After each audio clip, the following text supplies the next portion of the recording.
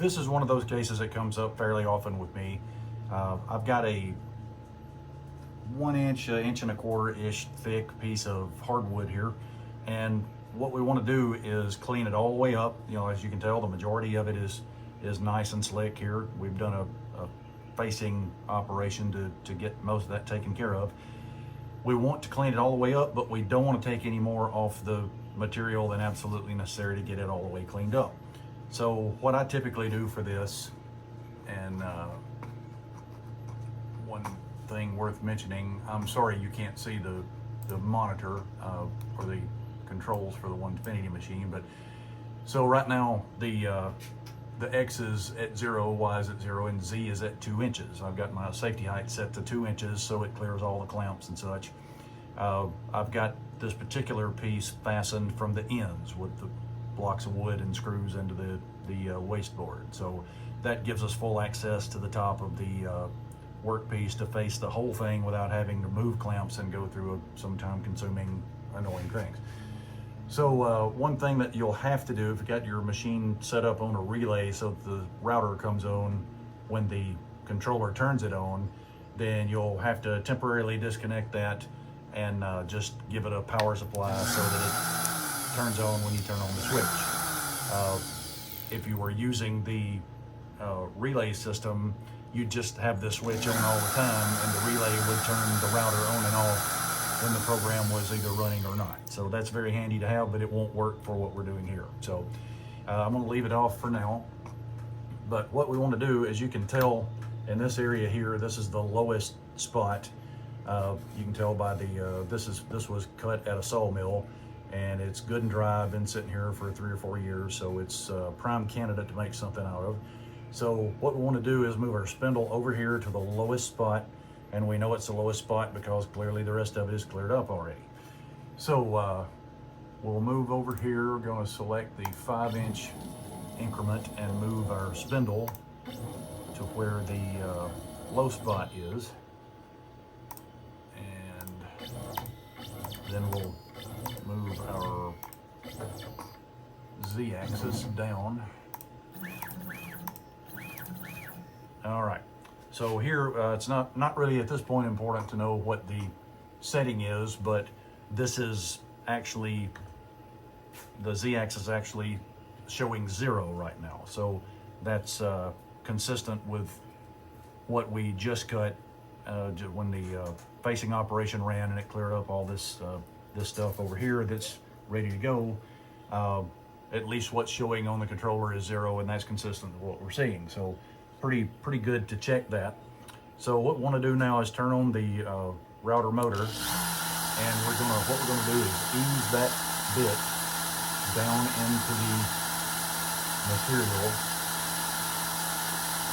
And for this purpose, I've got, not sure if you can tell from such a high perspective on the camera, but I've got a little bit of space left between the end of the bit and the workpiece. So I'm just going to very gently ease it down in there, and you could probably heard that. We made contact with the material, so if it cuts right there all over the workpiece, then we know we're going to have it cleaned up all the way, or it should work that way, and will if we don't have a lower spot somewhere that we're not aware of. So before we move it at all, now I dropped the Z-axis 150 thousandths of an inch, so it's going to show minus 0.15. Let me correct myself on that. Minus 0.15 is what the Z-axis depth is showing. I'm going to 0 that now, so that ends up being Z is equal to 0 at that point.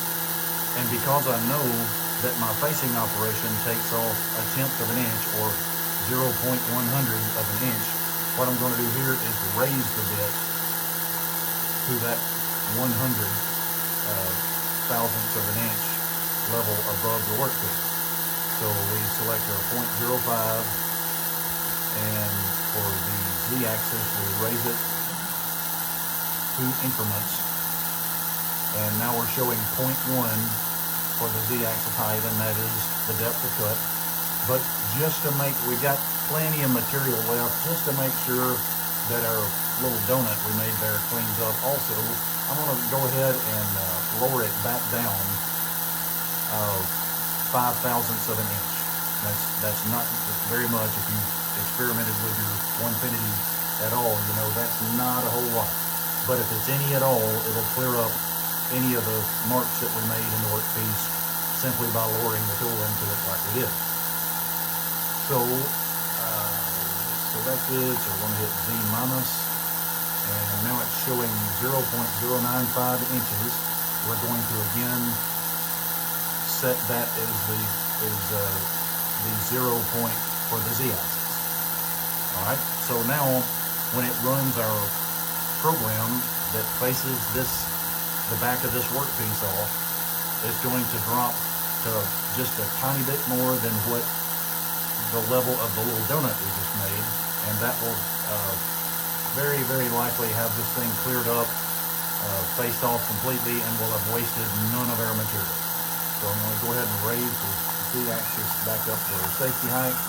Not that it wouldn't do that on its own, but I like to do it just as a matter of habit. So going back to our origin at this point, and now you can probably see there's a little donut. You can see right here where the tool entered it. And we're going to go ahead and run it and see what happens. I think what we'll have is a nice cleaned up workpiece with no wasted thickness. And that's very helpful for the kind of projects that I like to make. And this should work out fine.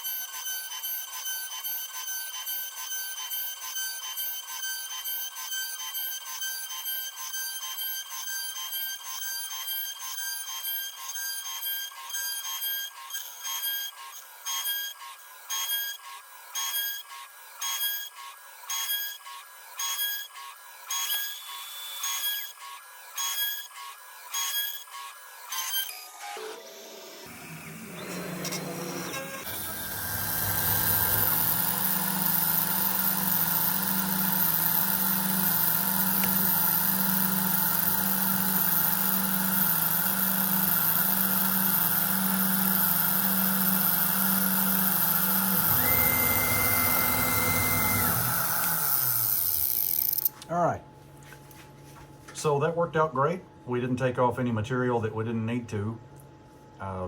That leaves our thickness as thick as possible, so when we flip this thing over and put our front side carve on the other side of the workpiece, we will know how much we have to work with. But once again, just to recap, we let the machine tell us how deep the cut needed to be simply by lowering the bit into the lowest spot of the carve of the material that we're working on. We didn't go any deeper than we had to get it fully cleaned up. Once you get to that depth, look up at the controller, see how deep it is. Go ahead and reset your Z-axis to 0, and then ever how deep your cut is for the facing operation, go ahead and raise it by that much. And I always like to lower it back down by 5 thousandths of an inch. That's just make sure we don't leave a little ring. Like if you use a fishtail bit, the tips of that bit will cut deeper than the core internal parts or inside part of the bit. So you could end up with a little, I learned that lesson the hard way, by the way. You'll end up with a little cone shaped feature that you probably don't want. If you're using a fishtail bit, and even some of the ones I've used that are not fishtail bits have left some odd artifacts in the work surface. So just to make sure that doesn't happen, it'll only cost you 5 thousandths of an inch of material, and most of these carves are not anywhere near that level of critical dimensions. Tolerance, I think, actually is the word. So go ahead and once you drop your bit into it, raise it up the amount of the cut that the facing operation is going to take off. In this case, it was 100 thousandths of an inch, and then drop it back down 5 thousandths to make sure it cleans up real good, and set your Z-axis height to that, and that will assure you that there's no way it will remove any more material than absolutely necessary. And as opposed to doing it the quote other way, where you just drop the bit to the cleaned up surface of the workpiece, like say right here. For this is, I guess we can throw this in while we're at it. I always use from 0 diagonally 5 inches by 5 inches, which puts us right about here. When I go to change tools or set up a tool, I always set the Z depth, or the Z axis 0 to 5 by 5. If you don't touch your tools off to the same place every time you make a cut, and your work surface isn't perfectly level, you could end up with 10 thousandths of an inch difference in the starting and the roughing pass versus the finishing pass, if you use a different tool for the finishing pass. And I've run into that a few times. Took me a little while to figure out what was going on, but it came right down to I wasn't setting the tool, I wasn't using the same place on the workpiece to set the depth, even with the old-fashioned, like I use an index card. I have one here somewhere. Anyway, you know what an index card is. Put the index card on the surface and lower the bit until you can no longer move the card. That results in a very, very close level of the surface. It's a great indicator of how high the bit is off the surface. So anyway, I always do the same place, 5 by 5, and then if you use that approach, just dropping the bit down into the material until it cleans up, then set your Z to 0, raise it up ever how much the facing operation takes off, and then lowering it back down 5 thousandths, setting your Z to 0 to that level, and then running it. That will work. That has worked for me every single time, and that basically prevents you from cutting deeper than necessary. And also, if the cycle requires 2 passes, then it could actually save you a whole pass on the cycle. So this is the only CNC machine I have, so it runs a lot. I need it right now for something else. So the less time you can take up on the machine, the more it can be used for some other project. So anyway, I hope this helps. Let me know in the comments if you have questions, and we'll see you next video.